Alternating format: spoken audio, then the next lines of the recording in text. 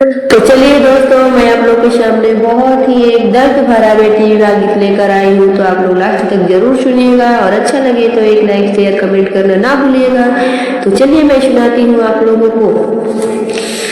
अब नहीं जइयो पापा दूसरा दुआरी, हम कुंवारी रहब। अब नहीं जइयो पापा दूसरे दुआरी, हम कुंवारी रहब। केहू न बुझे पापा तोहरो लाचारी, हम कुंवारी रहब। केहू न बुझे पापा तोहरो लाचारी, हम कुंवारी रहब।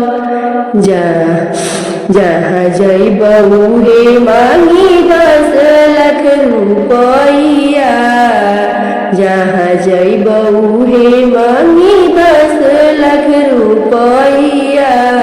दहेजवा के चलते लोग भइल बा कसैया, दहेजवा के चलते लोग भइल बा कसैया।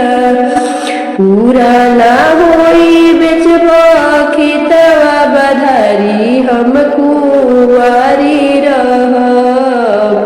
पूरा ना होई बेचब खेतवा बधारी, हम कुंवारी रहब। केहू न बुझे पापा तोहरो लाचारी, हम कुंवारी रहब। केहू न बुझे पापा तोहरो लाचारी, हम कुंवारी रहब।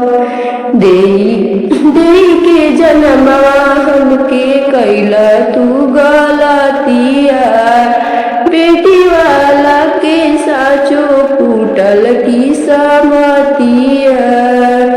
देई के जनमवा हमके कैला गलतिया, बेटी वाला के सच फूटल की समतिया।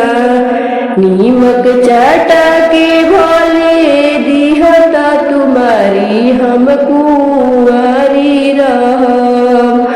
नीमक चाटा के भोले दिहता तुम्हारी, हम कुंवारी रहब। केहू न बुझे पापा तोहरो लाचारी, हम कुंवारी रहब।